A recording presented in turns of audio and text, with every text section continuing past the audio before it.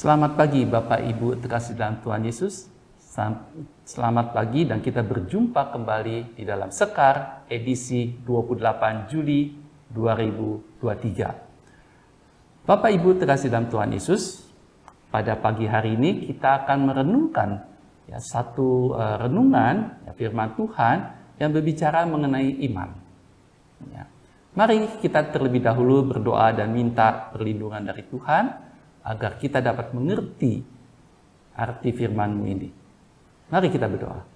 Bapa dalam surga, syukur terima kasih di hari ini ya Tuhan, Engkau memberikan kesempatan bagi kami untuk merenungkan kembali firman-Mu. Tuhan, kami ingin belajar mengenai iman.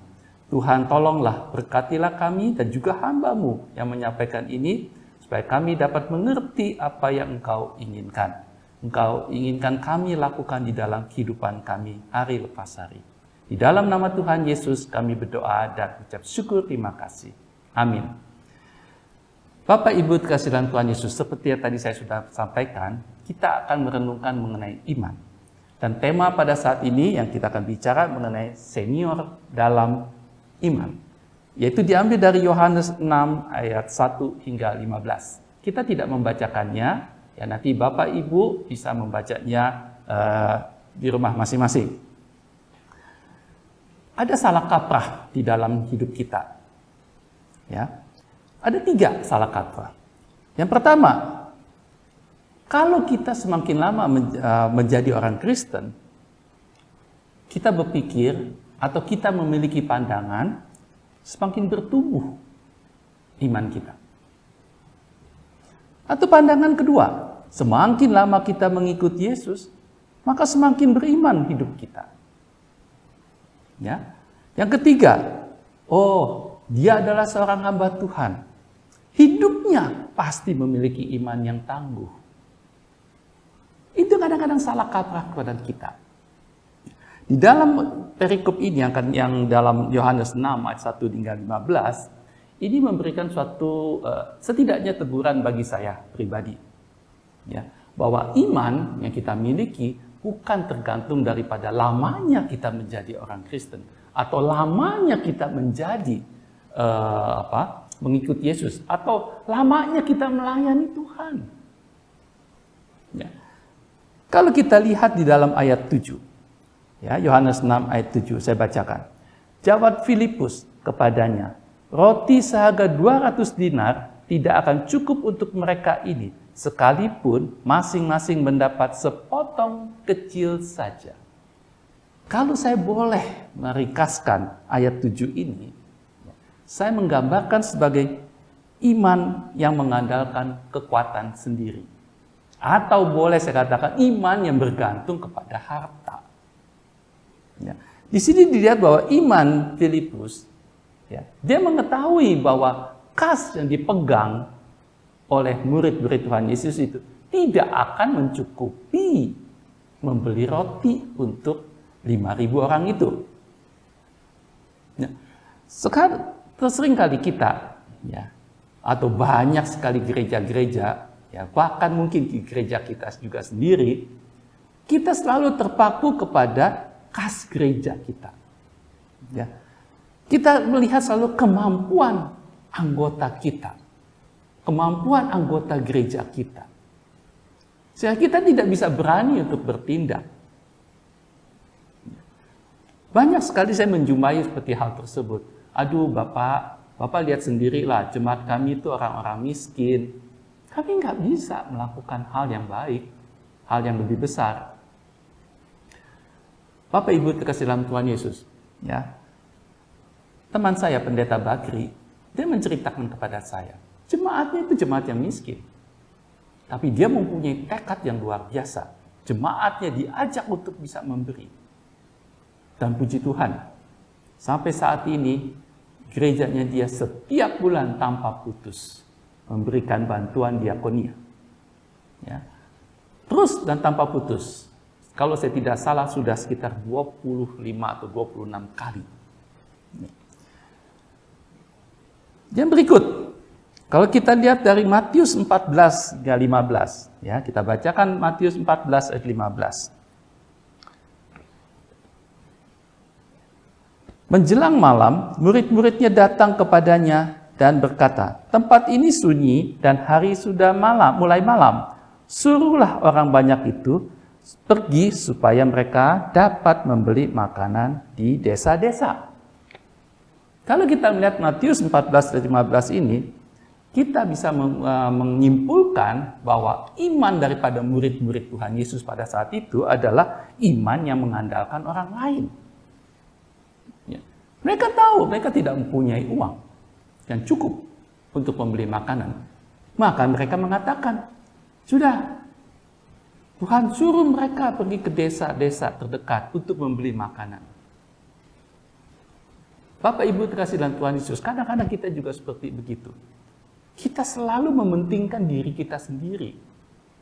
Atau kita lebih egois. Jarang sekali kita menggunakan sifat altruis. Atau untuk orang lain. Ya. Kita lebih banyak mementingkan diri kita sendiri. Dan kalau kita melihat ada orang-orang yang kesusahan atau orang-orang saudara kita yang mengalami musibah atau bencana, kita selalu mencari alasan 1001 alasan untuk tidak memberikan bantuan kepada mereka. Ya, itu kan salahnya mereka. Ini iman yang mengandalkan orang lain. Ya, iman yang tidak menggerakkan hati kita untuk membantu. Lepas tanggung jawab. Sebagai pengikut Kristus, kita harus bertanggung jawab. Ya. Bapak Ibu terkasih dalam Tuhan Yesus, kalau kita memiliki iman yang mengandalkan kekuatan sendiri atau iman yang mengandalkan kekuatan orang lain, dalam Yeremia 17 ayat 5, dia mengatakan bahwa hasilnya akan nihil. Terkutuklah orang-orang yang mengandalkan kekuatan diri sendiri dan orang lain. Maka iman kita tidak akan bertumbuh. Begitu kita mendapatkan masalah, begitu kita mendapatkan ujian atau cobaan, kita akan goyah. Banyak sekali, saya juga termasuk salah satunya. Sering sekali iman saya goyah.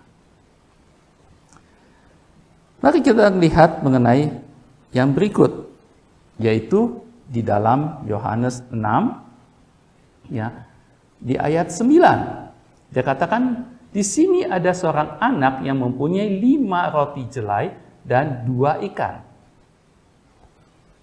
Kita tahu bahwa anak ini dia memiliki ya, makanan tersebut, ya, 5 roti dan 2 ikan itu. Mungkin ya, ini mungkin si anak itu juga nggak tahu bahwa dikasih ke Tuhan Yesus, lalu Tuhan Yesus memecah-mecahkan roti itu. Enggak. Saya mempunyai pemikiran bahwa anak itu hanya bertujuan untuk memberikan Tuhan kepada Tuhan Yesus. Iman anak kecil ini berarti iman kepada Tuhan Yesus. Dia tahu memberikan apa yang terbaik kepada Tuhan Yesus. Dan dia tidak memikirkan lebih jauh apa kelanjutannya. Dan dia percaya bahwa dia berikan kepada Tuhan Yesus. Tuhan Yesus akan membuat sesuatu. Ya. Begitu juga kita. Kita kalau mau menyerahkan kepada Tuhan, baik harta kita, baik diri kita, kehidupan kita, harus dengan tulus. Gak bisa setengah-setengah. Kita harus benar-benar tulus. Kalau kita mempersembahkan hidup kita untuk pelayanan Tuhan, kita harus tulus. Ya, gak bisa memikirkan yang lain-lain lagi. Karena kita tahu Tuhan yang akan memberkati persembahan kita itu. Tuhan yang memberkati persembahan daripada anak kecil itu. Sehingga 5.000 orang dapat diberi makan. Dan sisanya 12 bakul. Iman anak kecil. Dia tulus. Dia berkorban. Anak kecil. Biasanya anak kecil. Dia suka menyimpan makanan. jarang mau membagi, mungkin dia tidak mau membagi kepada temannya. Tapi dia mau berkorban untuk Tuhan Yesus. Dia tahu, dia berikan, dia lapar.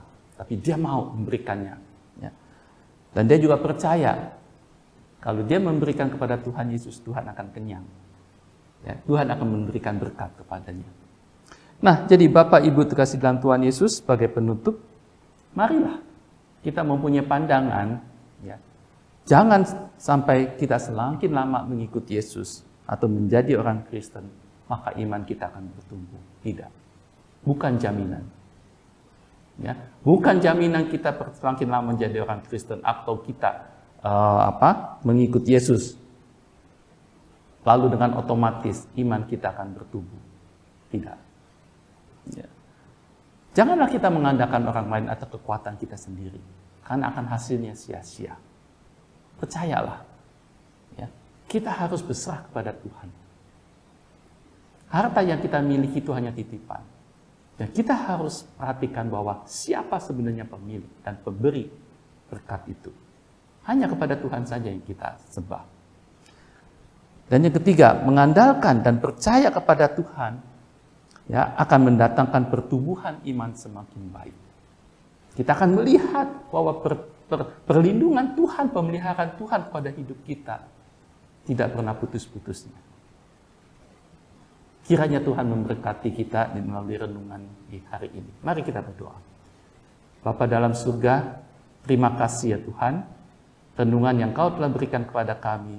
Tolong Tuhan, berikanlah kepada kami, termasuk hamba-Mu ini, supaya kami terus percaya kepada Engkau dan mengandalkan Engkau, bukan mengandalkan kekuatan kami sendiri atau mengandalkan kekuatan orang lain. Berkatilah kami semuanya ya Tuhan, di dalam nama Tuhan Yesus kami berdoa dan terima kasih. Amin. Terima kasih Bapak Ibu terkasih dalam Tuhan Yesus, selamat beraktivitas dan sampai jumpa kembali.